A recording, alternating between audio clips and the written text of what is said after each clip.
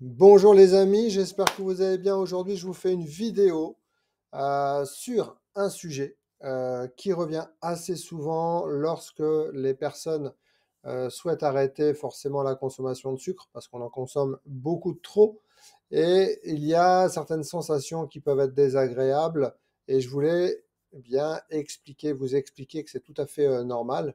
En tout cas, si les effets espérés à moyen et long terme sont bien sûr positifs, il peut en tout cas arriver que dans un premier temps, vous vous sentiez déstabilisé par ces changements dans votre hygiène de vie. Donc ces déstabilisations eh bien, peuvent être plus ou moins désagréables et risquent essentiellement d'intervenir sur trois plans. Le premier plan, l'hypoglycémie, le syndrome de manque, mais aussi la réaction de votre entourage. Voilà de quoi on va parler dans cette vidéo. Pour ceux qui ne me connaissent pas, je suis Grégory Richard, je suis psychopraticien en psychoneuronutrition et je m'appuie aussi sur la nutrition fonctionnelle.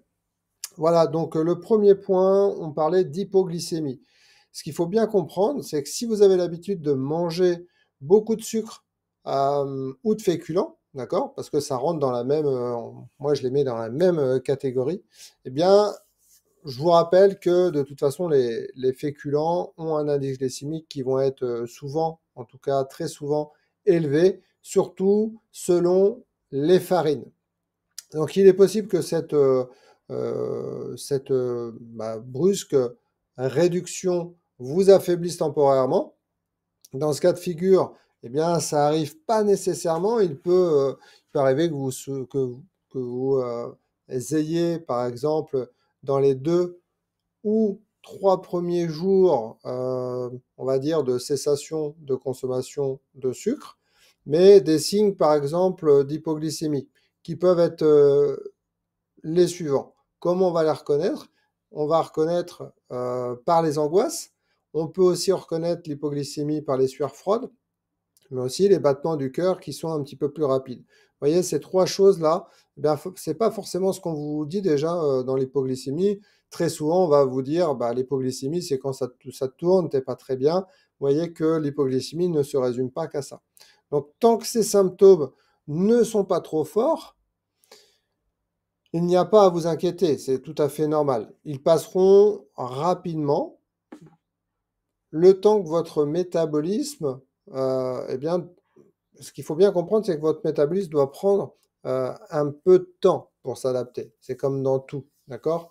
Et lorsque, eh bien, ce sera fait, il sortira, en tout cas, beaucoup plus fort qu'avant.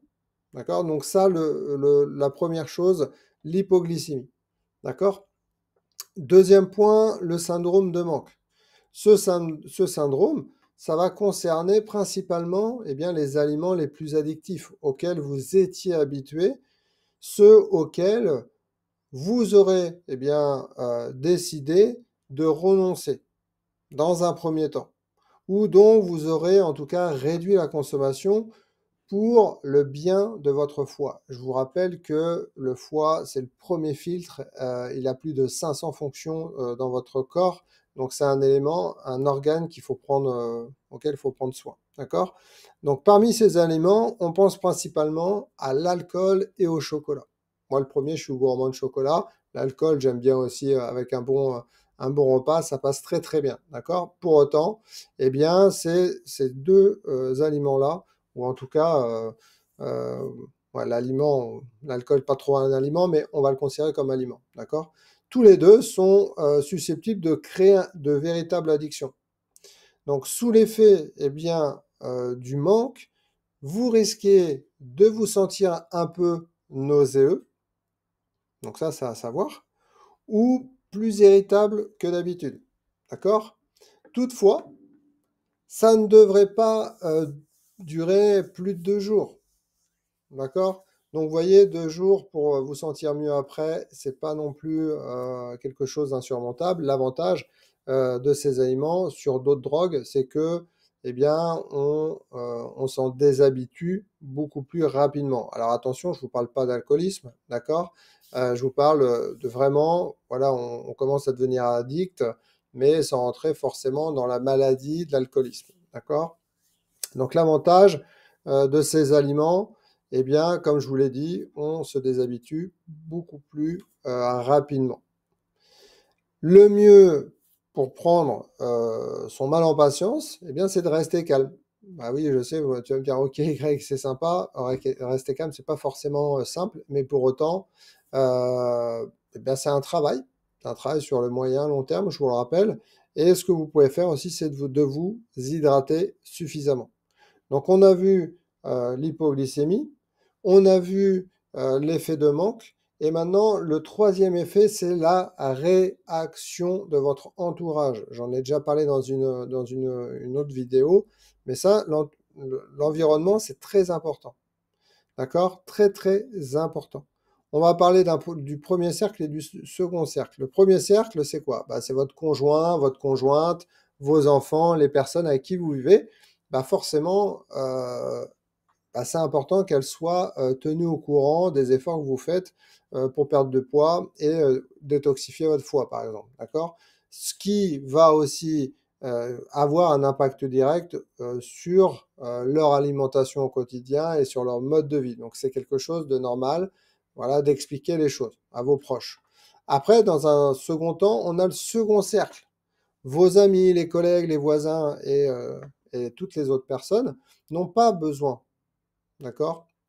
Eux, ils n'ont pas besoin de savoir que vous suivez un programme, soit de détoxification du foie ou de la perte de poids. Pourquoi? Parce qu'ils risquent de ne pas comprendre vos motivations. Et ils risquent aussi de ne pas vous encourager. La raison de cette incompréhension, parce qu'on peut se dire, bah oui, mais je comprends pas, c'est mes amis, c'est mes collègues, ils peuvent m'encourager, ils le font pas. C'est qu'ils n'ont pas réellement, en fait, ils ont peur que, eh bien, vous ne soyez plus la même personne. Et, et c'est quelque chose qui redoutent. Donc, c'est pas forcément quelque chose sur lequel ils vont vous encourager, malgré qu'on parle de santé. D'accord? Donc ça, c'est très, très important. Je vous invite à forcément échanger avec vos conjoints, vos enfants, etc., parce que c'est important. Mais encore une fois, le reste de l'entourage, ce n'est pas forcément une obligation. D'accord? Pensez-y, c'est quelque chose de très important. Moi, je le vois dans les consultations. Certaines personnes me disent, oui, mais moi, quand je vais en sortie, etc., j'ai des réflexions. Vous n'êtes pas obligé de le dire. Vous n'êtes pas obligé de le dire.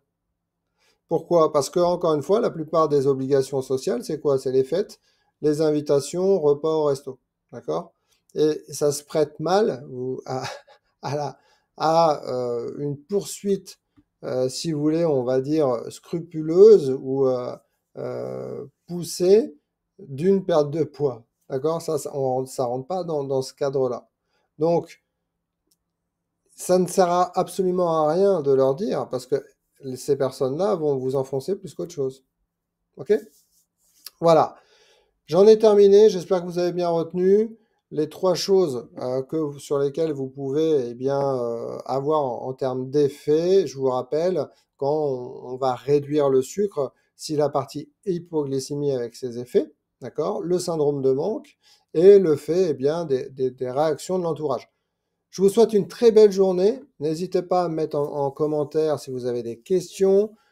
Je vous souhaite le meilleur, portez-vous bien et faites attention à vous. Je vous dis à très vite pour une prochaine vidéo.